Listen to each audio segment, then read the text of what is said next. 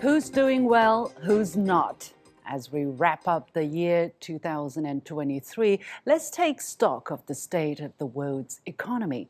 Both the International Monetary Fund, or IMF, and the World Bank are predicting global economic growth for this year to stand at 3%. That's well below the historical average of 3.8% achieved during the year 2000 to 2019. The IMF said in an October report that the global economy is limping along, not sprinting. As for the coming year, expectations are modest, with both institutions forecasting the same rate at this year.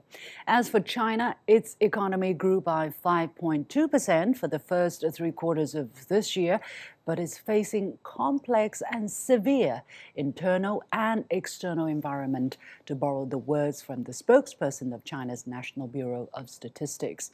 The IMF and World Bank predict China's growth to slow to around 4.5% next year. And how is all that impacting your life? Welcome to a special year-end edition of The Point with me, Liu Xin, coming to you from Beijing. I'm pleased to be joined from the Chinese capital by Wang Huiyao, founder and president of the think tank Center for China and Globalization, also vice chairman of the China Association for International Economic Cooperation under China's Ministry of Commerce. From Henderson, Nevada in the U.S. by William Li, chief economist and executive director at Milken Institute, and from Portland, Oregon in the U.S. by Professor Liang Yan, Kremer Chair Professor of Economics at William Met University. The warmest welcome to all of you and happy holiday season.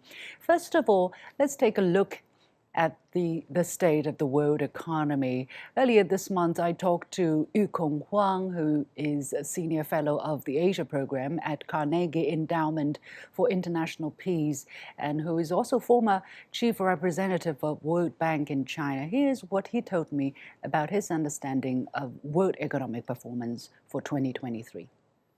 We're part of an integrated world. Developed countries are responsible for a much larger share. Their prospects have been declining steadily over the past year. They've been hit by inflation in many countries. Europe has suffered a lot from the fact that the war in Ukraine has cut off energy supplies, raised commodities. Trade has become more difficult.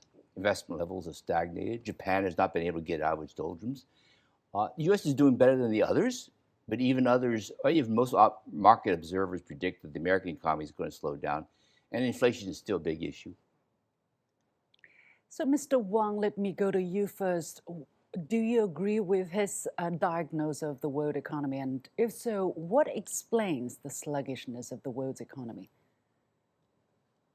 Thank you, Liu Xin. And I think what Yukong has described is largely correct, of course. And basically, we've been seeing 2023 and starting from 2022, of course, with this geopolitical war going on, and now we added the Middle East crisis to that. So the uncertainty and rivalry, the strategy of both U.S. and EU on China, that has a huge impact on the global economy, which I think also has dampened the business incentive to invest. But I think what we can see is that, of course, the whole world is slowing down. But the U.S., because of this geopolitical attention, a lot of hard money actually invested into the U.S. Stock market and its economy. So I think that U.S. dollar benefit from that.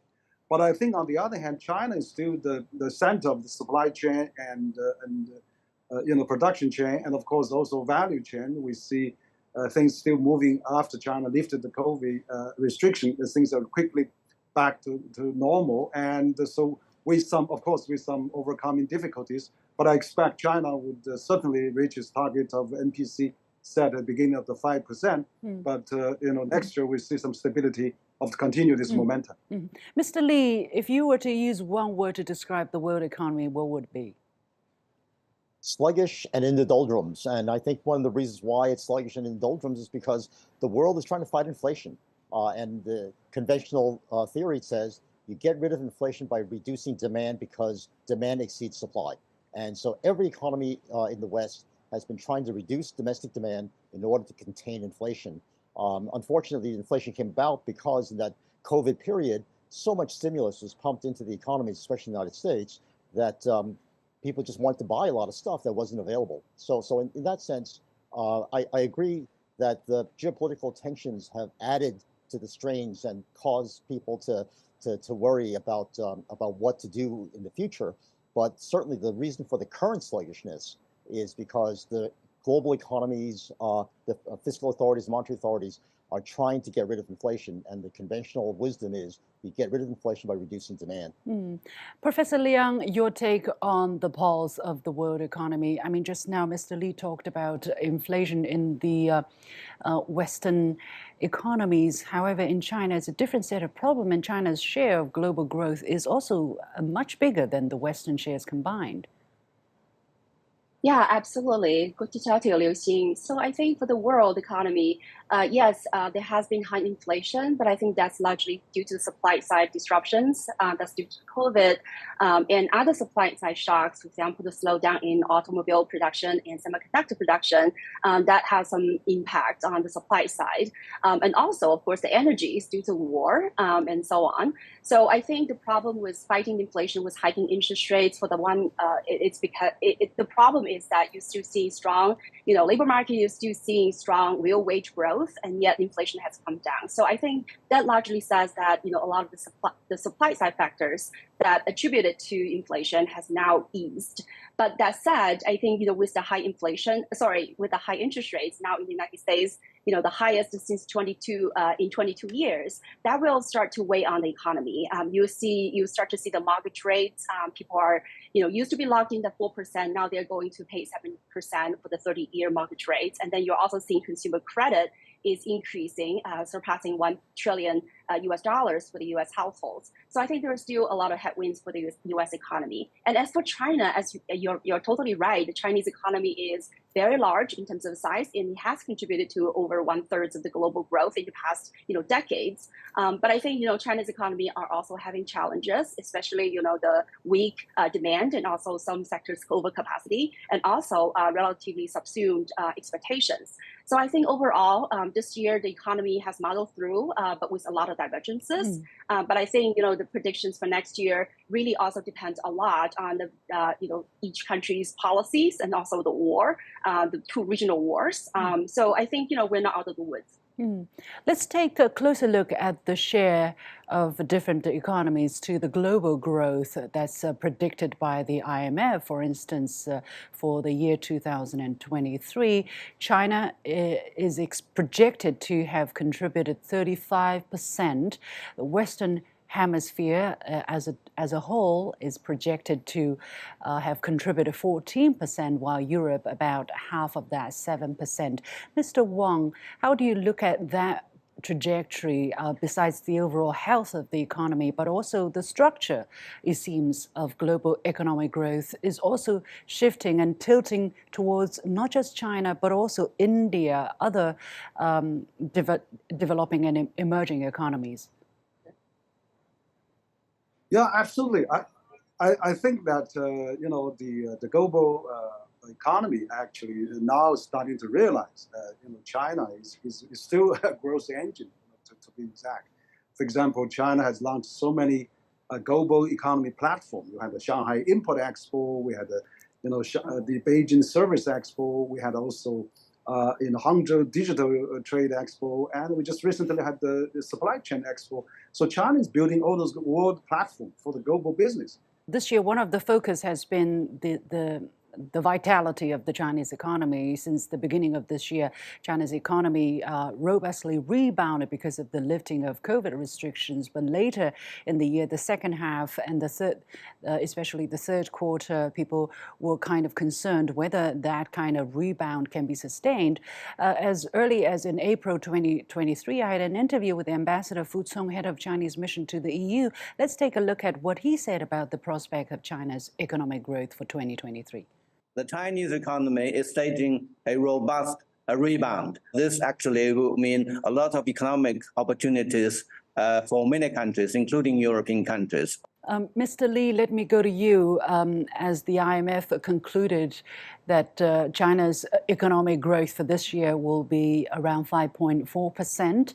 That's against 3% last year. So what does that mean for China as the world's second largest economy? Well, the IMF was rightly to take into account the fiscal policy measures that have been put in place in the post-COVID era for China that boosted China's growth rate in the third quarter. And I think they were quite right that there is going to be quite a boost, but it's all on the supply side. China has done a phenomenal job, actually, of being the supply side for the world, not just China. Its production is probably the most efficient in the world and has really done tremendous amounts of progress in trying to get to the frontier of where production is in almost all sectors. One of the problems that we in the West look at China and we worry about is whether there's sufficient demand within China to take up the excess supply that's being generated. And a lot of income uncertainty because certain foreign companies have stopped coming into China as rapidly as they have before. A lot of foreign capital has been diverted to other countries in Asia. And so looking forward, one of the things that Western investors are worried about is whether the Chinese domestic market will be able to grow as it has in the past. And that really is the source of dampening that we want to address for policymakers. Professor Liang, in a major economic work meeting in mid-December 2023, it said that to further revive the economy, China still has to overcome some difficulties and challenges, including lack of effective demand, overcapacity in some sectors, lackluster social expectations, certain risks and hidden problems, bottlenecks in the domestic circulation, as well as rising complexity, severity, and uncertainty of the external environment. But the meeting also emphasized that overall favorable conditions outweigh unfavorable factors in China's development, and the fundamental trend of economic recovery and long-term positive outlook has not changed, urging stronger confidence. So what do these messages tell to you about the difficulties or the understanding of the difficulties China's economy is faced by China's leadership, and also what explains possibly the lack of confidence? Yeah, I think this is a great summation of the long-term challenges of the Chinese economy. I think in the short term, the economy is still battling with the real estate sector adjustments and also, really the long-term scarring of the COVID. So I think the lack of confidence both comes from, the job prospect and also the income growth. As well as this real estate sort of readjustment, because 70% of the household's wealth is in the real estate sector. So when the real estate sector is not doing well, that would dampen the confidence of the consumers. But I think, again, I agree with Professor Huang that there are a lot of long-term advantages of the Chinese economy. It remains to be very innovative and dynamic. With right now, we're seeing a lot of industrial upgrading. A lot of the bank loans and credit is going to the industrial sector, not necessarily to generate more output, but really trying to get more value added. And also trying to automate the system to put in AI system to also increase the sort of technological components of the industrial outputs. So I think all these, and not to mention, the capital that is very abundant, bank loans, bank credits, and also a lot of private investors are investing. Outside of the real estate sector, we also have huge human capital, 12 million college graduates. To 2025, China is going to graduate 77,000 STEM students compared to 50,000 in the United States. So I think in the long term, when you look at labor or human capital, and also physical capital and finance capital, I think China are on a really good, with a very good prospect. But in the short term, I do agree with this weak demand, which I think it's also good to look at the Central Economic Work Conference that talked about, we need to strengthen the demand. We need to try to boost the virtuous cycle between consumption and investment. So we need to have the high consumption growth to validate investment, but at the same time, we need to upgrade our investment. So I think that is really the right measure to push the economy forward. Okay. Mr. Wang, how do you look at the emphasis on the lack of confidence and also the severity and complexity of the external economy, of the external environment for China's economic growth, do you think China may be able to sustain the 5%, more or less 5% growth for next year? Well, I think it's quite possible. It's depends on also how we can really continue to give all the supply demand stimulus. And of course, China economy. I mean, let's be frank. Has just recovered from a 3 years lockdown period, which is the largest lockdown that of 1.4 billion, which a lot of economic activity has been really slowed, and people need time to recover. For example, I was quite encouraged to see the tourism, particularly domestic tourism, recover. From the very beginning of this year, the airport was still not very busy, but now if you go to the airport, it's so crowded now. So and also international tourism is picking up. But also I think on the real estate side, that's another thing. I think China needs urbanization. China government still have lots of tools in its toolbox. For example, we have a household land of 300 million migrant workers. I mean, if that household land has been privatized or been allowed to transact, people from urban will go to buy, and people from 300 million migrant workers will sell their household land and put their down payment in the urban center to buy their apartments secondhand, and that will greatly stimulate the Chinese real estate market for another 10, 20 years boom. So I think China now needs more innovative policies. Like in the 80s, we have a contracting system. In the 90s, we have a urban housing reform. In the 20s, we joined the WTO. So, I mean, every decade we have a big revolutionary policy. I think now it's time for China to have some kind of policy like that for 300 million migrant workers, that after solving 800 million, extreme poverty lifting, we now need to solve the 300 million migrant workers to really, release their purchasing power and urbanization of the real happening. And that would be, I think, great policy to have. Yeah. Well, while trying to lift people's living standards at home, China has been undertaking this huge initiative that's called the Belt and Road over the past decade. And I talked to Amr Moussa, former Secretary General of the League of Arab League, in early 2023 to get his take on China's prospect of cooperation with other developing countries or countries in the global south in terms of development. Let's listen in.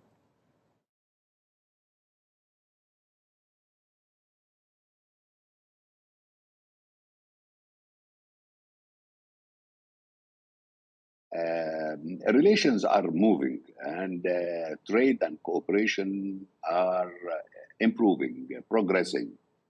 I see a brighter future for relations, economic relations, and relations cooperation in so many fields between China and African countries, China and Arab countries. I here would underline the importance we in the Arab world has given to the major initiative led by China, bringing Saudi Arabia and Iran together. So geopolitical relations aside, on the economic side, Mr. Li, on the economic and trade front, how do you look at the importance of economic cooperation between China and other developing countries and emerging markets for 2023, and where is that going for 2024? Well, China became the second largest economy in the world because, in part, of globalization. China became such an efficient producer that all the global supply chains focused in and sort of found themselves going through China. And I think globalization going forward is starting to reshape itself. People are realizing that they would like to diversify supply chains. There's more replicating of local supply chains that people want to have because of the difficulties that we encountered in COVID. So I think the globalization stage 2, China is doing its part in trying to reshape that by doing the Belt and Road strategy of focusing in on a network of countries that it can trade with, especially among the emerging market countries, where it can offer technology and infrastructure help, and at the same time develop these markets for China's own exports. So I think China is doing a very smart move in terms of adapting to how the global supply chains are reshaping themselves in the post-COVID era. So, and that will be very important in boosting China's own domestic economy, because as there are more jobs produced to service these new markets, the income security and the kind of wealth that's generated will help to secure the lack of demand that we currently see in the short run.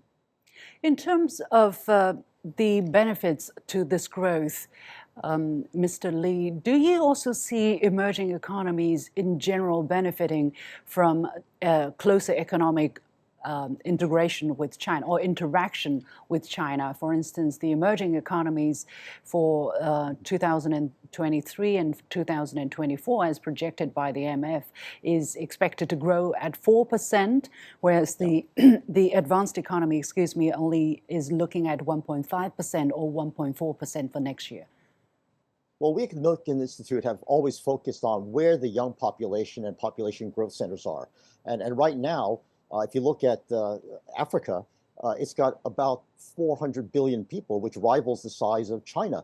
And in China, we have an aging population, but in Africa, we have a young and growing population. So these are the new markets, and integrating into where the centers of growth will be the right strategy for China as well as the West. But China has really taken, I think, a lot of very strong steps to try to develop these emerging markets, and it'll be a very integral part of its future.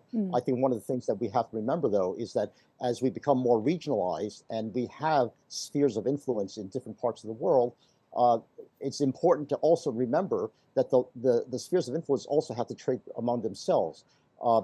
De-risking or disconnecting from the other growth centers in Europe and in the United States would be a serious mistake if you would just focus on the Asian growth center. And I think the policies going forward will have to set up a trade framework where we can take advantage of regional growth centers as well as inter-regional growth centers. Absolutely. Well, I think on the Chinese policymakers' side, definitely they want to, trade with the world, basically. And actually, one of the very important aspects for the year 2023 has been the export of new energy cars from China. That number reached 1 million. It's an increase of over 80% year on year.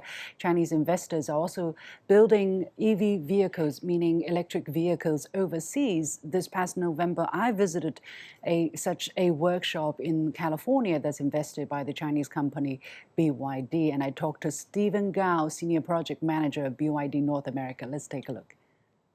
The products we are building here are green technology-based zero-emission buses. Okay. So, which is still a little bit of new technology for the market. So, we do have our training programs basically help all the new hires to get familiar with our product, get familiar with the production process, and being trained.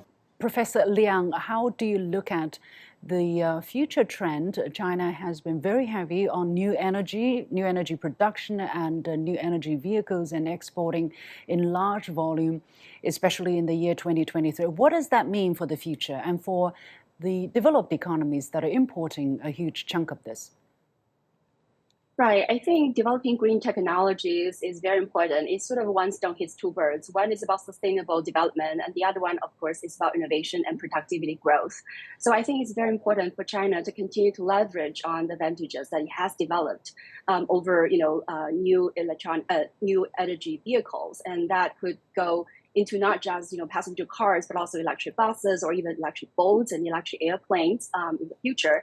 So I think China will continue to double down on this new energy and new technology, the green technology development, and I think that's very important. But going back to the question about the inhospitable global environment, I think on the one hand there is a substitute global demand due to inflation fighting interest rate hike that reduce demand around the world. But also, the U.S.'s strategies of, on the one hand, there is the continuous of, sort of diplomatic engagements, but on the other hand, is the de-risking, right? So the ban of high-tech exports to China, also the French shoring and reshoring. So I think, the EU are also working on the anti-subsidy probe in China's new energy vehicles.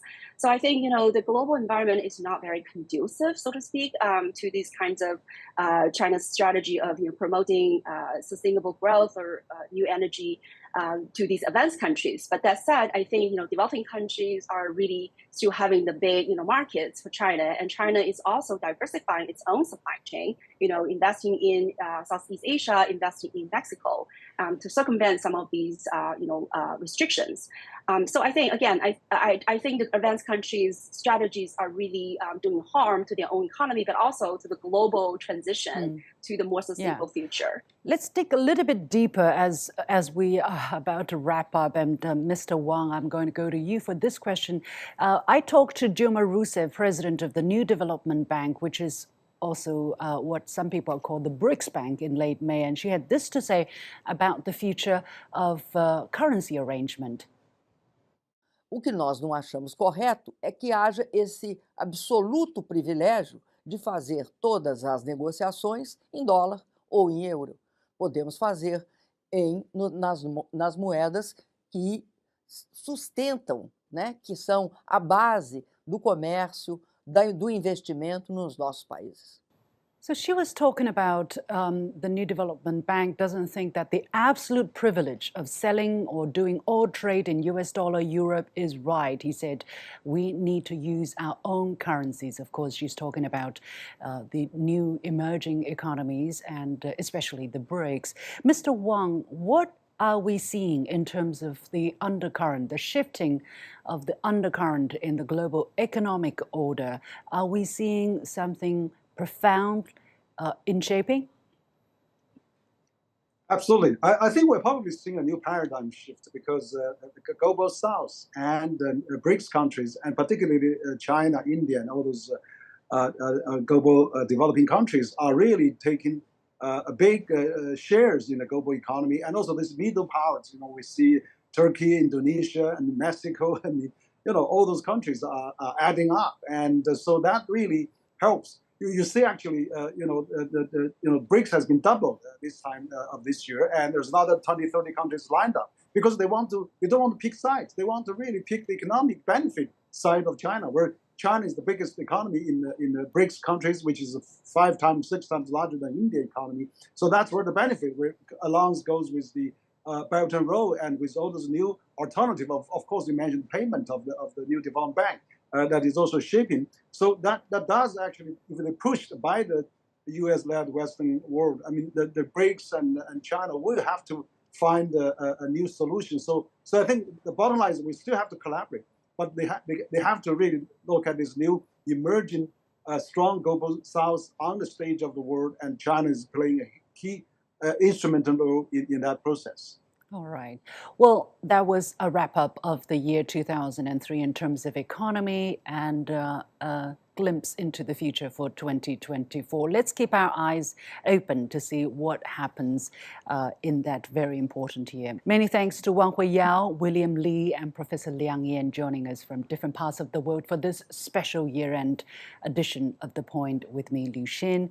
On behalf of the whole team, thank you for watching, and we'd like to wish you a great holiday season and a happy new year.